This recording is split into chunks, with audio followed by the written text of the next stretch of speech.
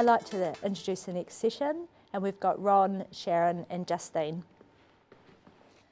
Justine, how do you think rural general practices view alliancing?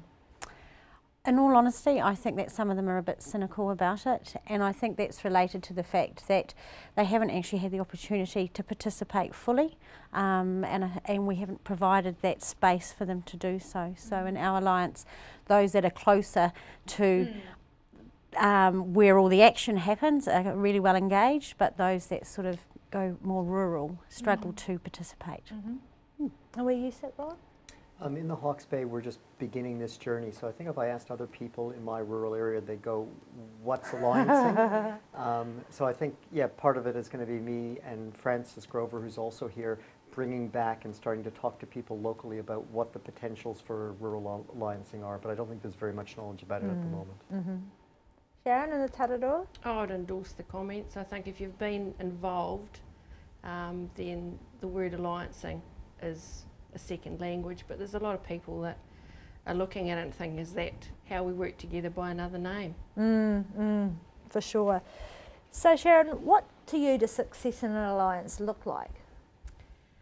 For me, it's about trying to take the services that we currently have and get them working together better for a lot more improvements in the outcomes for our community, and actually being accountable for that and not hiding behind a health target or a PPP payment. But for me it is about getting a shared knowledge across a region or a district about what the health services need to be providing for our people. So success in the beautiful Wairoa, what would it look like? It would be all of the providers coming together and working on one team and feeling that they were on one team and not in the current silos that they're in. And that includes the DHB silo, the PHO silo, and the other ones. But actually getting together as one team working for the common good of the people within that area. Great. Justine? I totally call everything that these two have said. I think if we can improve the community health outcomes and involve all the providers and engage everyone, it will be a success. Great. So Ron, why should rural general practices get involved in alliancing? I think rural general practices are still asking themselves that question, and I think it's going to partly depend on their area and the other people from the PHO and the DHB. And my experience has been that frequently it comes down to personalities and whether people can actually form those high trust relationships. And if there isn't the trust there, it may be stalled in the water. Justine, with your role in alliancing, why should people get involved? Why should rural general practices get involved in alliances? Well, I think it's a great opportunity. I think everyone gets into health because they want to make a difference, and it's a great opportunity to actually, for rural general practices, to have more of a say in the whole system of health services that they are part of, but they don't necessarily have a say in how they operate, and it's an opportunity to really improve the health outcomes for their patients and the families that they work with. So Sharon, in the progressive Tararoa, involvement already? What's? Oh yeah, I mean the bus is rolling, it has been for us. It's about the people that are on that bus and which space they're sitting in and how we can involve them a little bit more. There's a lot of hesitancy, but I mean, Ron reflected, if we could actually work together better as a team, everyone's going to have a huge win-win out of it, so get on with it. Yeah. So Justine, in one word, describe how you feel about rural alliancing and why.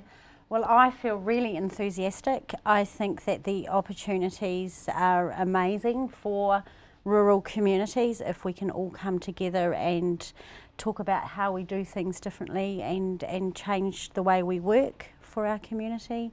And why I'm so enthusiastic as well is because we have a strong commitment from both our PHO CEO and DHB CEO to making this work and to actually putting not only rural funding practice streams in, but also looking at district nursing and allied health and how the whole system works. So we're ready to go. So I'm really enthusiastic about that. Fantastic, Ron. I'm got myself neutral. That's probably a little bit more positive than what I was before I came today. Sure.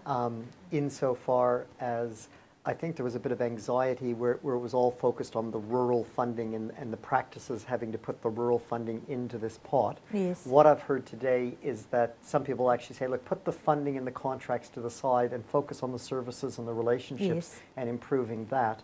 And that will be the way forward. And to me, that's a more positive message than focusing on the funding, because I think then we'll just get into arguments over the funding. Sharon. My word is hopeful, and the reason I've chosen hopeful is there's still a little bit of cynicism and doubt in my mind and the mind of some of the people that I work with. However, I think that having come here today, the one thing I was really pleased and relieved about was to see PHO and DHB people in the room. There's many a rural conference that Ron and Justine and I would go to where there isn't that representation, and so we can talk all we like in terms of rural providers, but unless those decision makers and influencers are in the room with us and can actually move it. I'm hesitant because the goalposts have changed a lot, and they will continue to change, and the health sector can beef itself up or go down a direction, and all it takes is a change in policy to say, no, we're going to go another way. Good thing there's not an election coming that could change.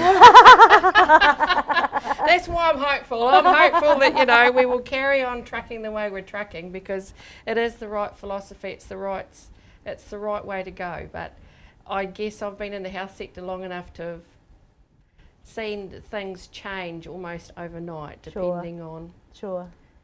you How know, it goes. how it goes. Well, thank you all for your time. Thank you.